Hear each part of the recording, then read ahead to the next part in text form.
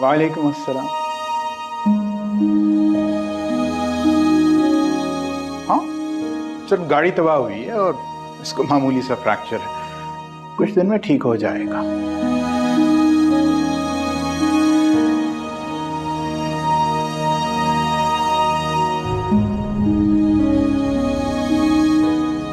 आपकी तबीयत कैसी है?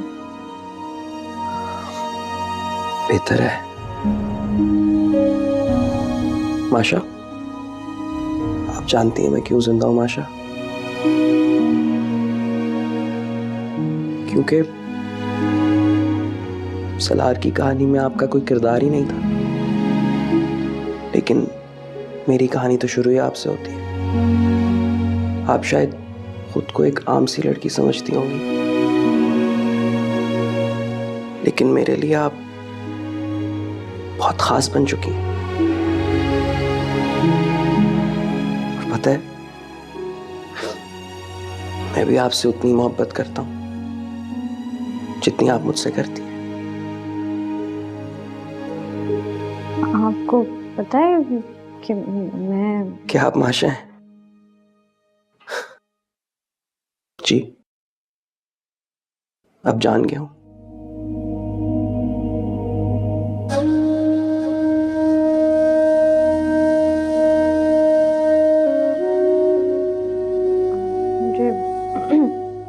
मुझे माफ कर दे, मैंने आपसे झूठ बोला। सॉरी। अरे माफी तो मुझे आपसे मांगनी चाहिए, क्योंकि दर हकीकत मैंने आपके जज्बात को ठेस पहुंचाई। अपने फायदे के लिए आपको और आपके नाम को इस्तेमाल किया, झूठ बोला, बेवकूफ बनाया। और हाँ, ये इस एक्सीडेंट का आपकी कहानी से कोई ताल्लुक नहीं है, ये तो महज इत्तेफाक है। बल्कि मुझे तो लगता है कि शायद मेरे झूठ की सजा दी अल्लाह ने। माशा, वो सारे सबूत, वो हाथ की चोट, डिग्री, पासपोर्ट, एवरीथिंग नाटक था। मैंने जो कुछ भी किया सिर्फ आपकी हमदर्दी हासिल करने के लिए किया, ताकि मैं बड़ा राइटर बन सकूं, आपको इस्तेमाल कर सकूं। उस दिन कुल्लू भाई के ऑफिस में अपने झूठ की खातिर आपको अपने सच्चे आंसू बहाते हुए देखा, अपनी जान की भीख मांगते हुए देखा। तो पता है, मुझे ना आपकी आंखों में अपनी नई मोहब्बत नजर आई।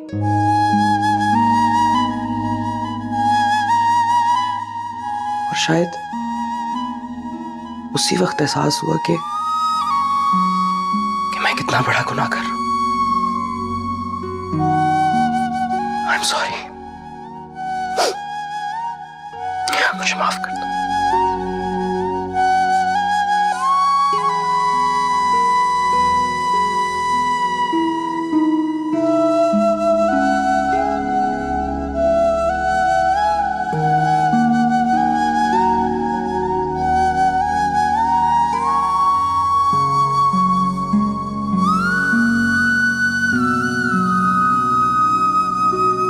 ज्यादा चोट लगी है?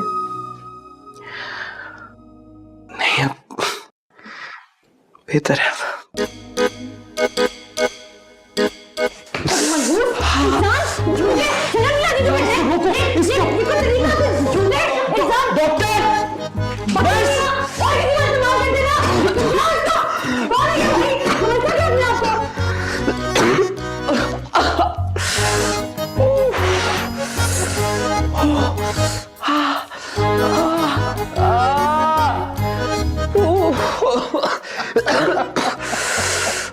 दे गई एक और चोट। अरे तुमने मुझे 1 मिलियन के आंसू रुलाए थे ना, मैंने कहा था ना तुम भी रोगे। लेकिन बेटा ये आंसू जो है ना बहुत अनमोल है। एक काम करो, लो, मुंह मीठा करो। बाबा ये आंसू जिंदगी भर कड़वे रहेंगे। आशा का दिल जो तोड़ा है मैंने। बेटा बिजनेसमैन नहीं हो ना तो सौदेबाजी नहीं करनी आती तुम्हें। I'm really sorry Baba, I really am। ना ही मैं अच्छा राइटर बन सका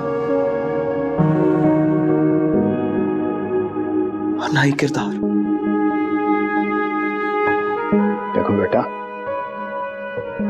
असली आर्टिस्ट वही होता है जो किसी का टूटा हुआ दिल जोड़ सके।